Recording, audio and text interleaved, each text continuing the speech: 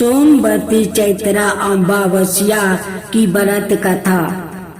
चैत्रा अमावस्या को शुभ कार्यों और अनेकों प्रकार के दोष से मुक्ति पाने के लिए उपयोगित बताया गया है।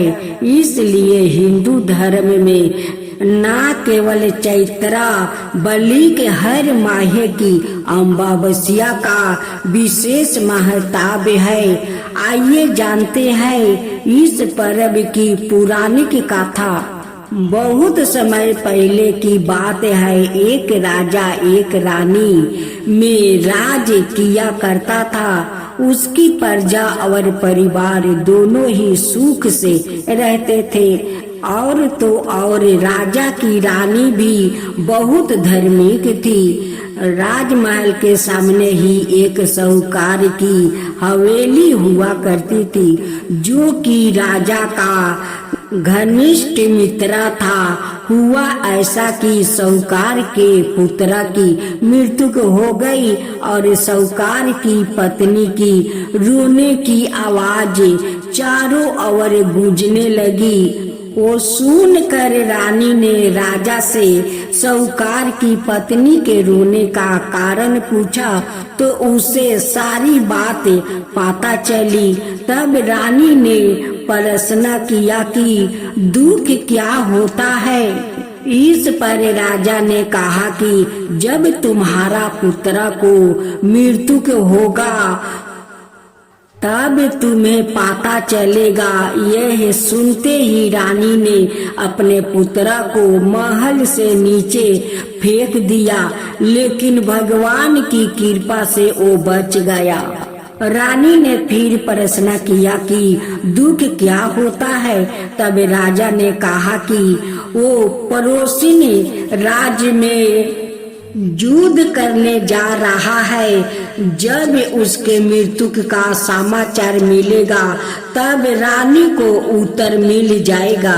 लेकिन रानी अमावस्या का व्रत करती थी, जिसके कारण राजा विजय होकर लौट आया। रानी को उसका उत्तर मिलता ही रह गया, तो उसने फिर पूछा, जिसके बाद राजा ने कहा कि अब हम गंगा माँ के दर्शन करने जाएंगे। जब मैं वहाँ जाकर गंगा नदी में कूद जाऊंगा तब तुम्हें दुख का पता चलेगा।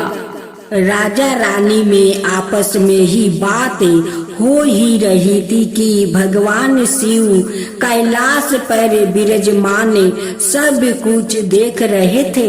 उन्होंने माता पार्वती से कहा कि चलो आज मैं तुम्हें एक सुखी आत्मा के दर्शन करवाता हूँ।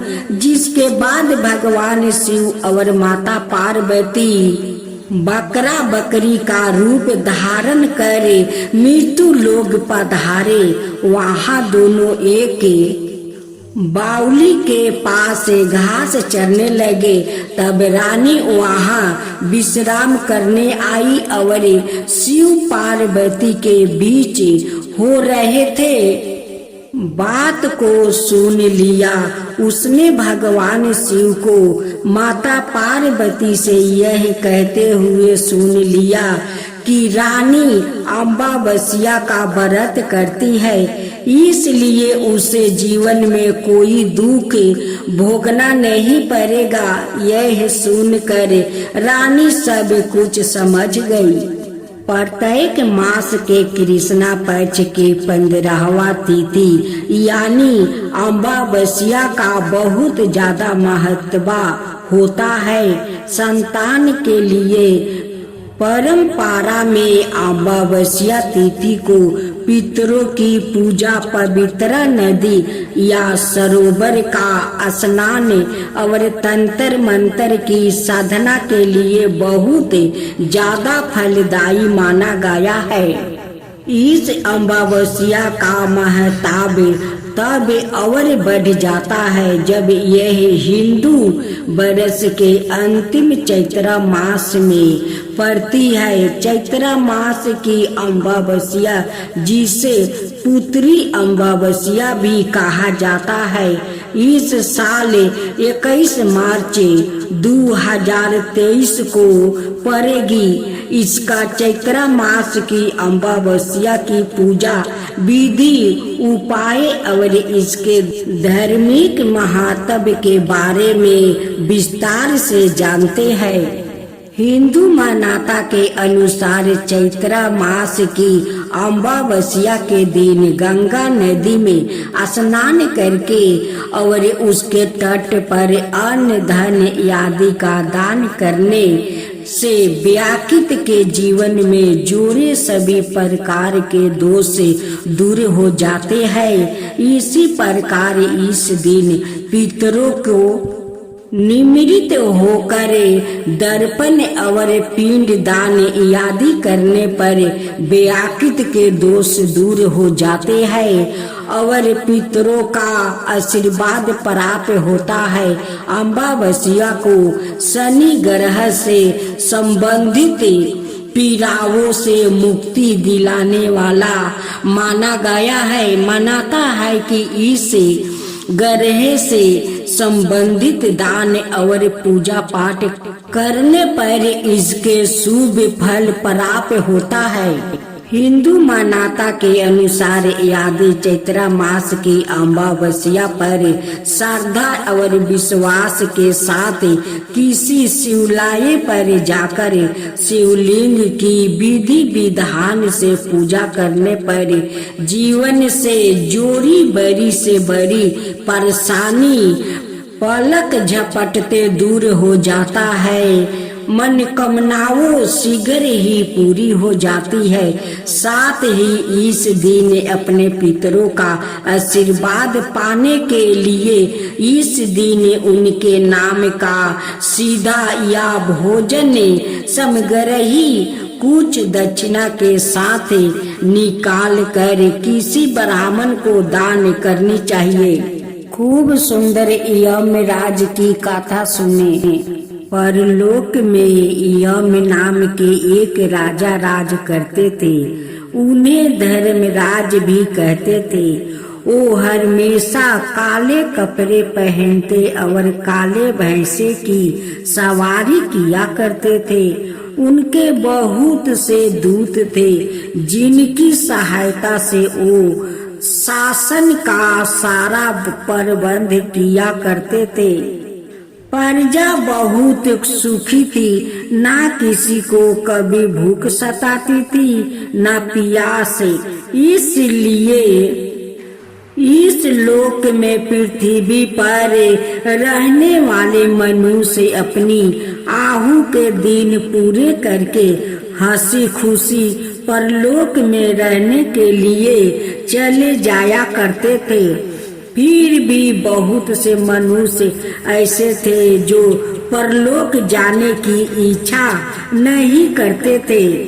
यम ने एक बार अपने दूतों को आज्ञा दी कि पृथ्वी पर रहने वाले मनुष्य की आहु का हिसाब रखा जाए और जो मनुष्य अपनी आहु के दिन पूरे कर लेने के बाद भी परलोक में ना आना चाहे उसे पकड़ कर यह लाया जाए।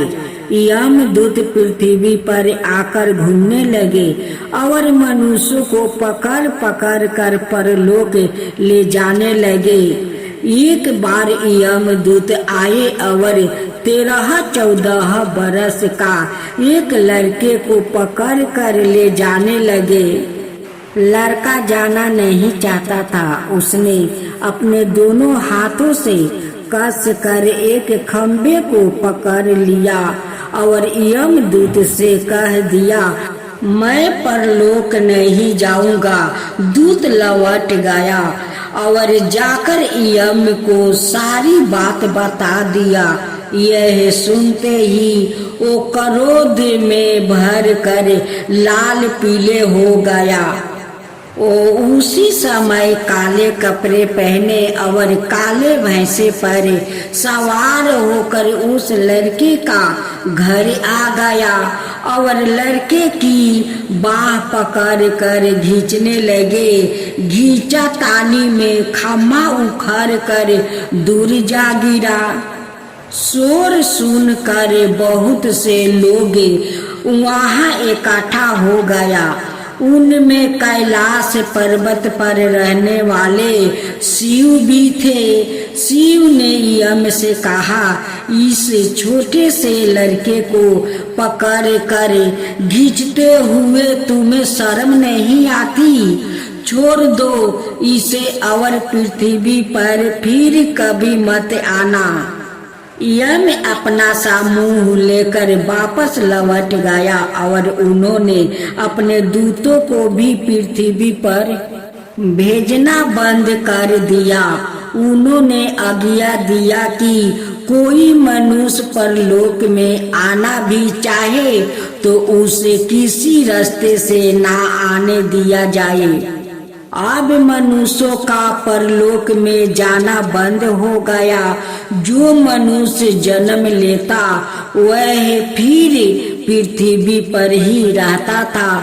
उसके बच्चे और बच्चों को बच्चों भी वही रहते थे। इस प्रकार कुछ ही दिनों में पृथ्वी पर रहने वाले बच्चे, जवान, स्त्री, पुरुषों की संख्याएं इतनी अधिक बढ़ गई कि उनके रहने के लिए जगह की कमी होने लगी। खाने पीने की वस्तुओं की भी इतनी कमी हो गई कि लोग भूखे मरने लगे।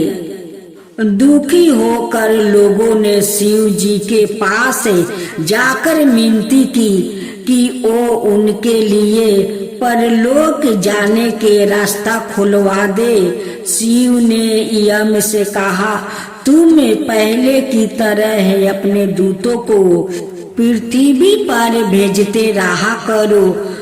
तब से यम दूत पृथ्वी पर बार बार आते रहते हैं और जिस मनुष्य की आहू के दिन पूरे हो जाते हैं उसे अपने साथ परलोक ले जाते हैं।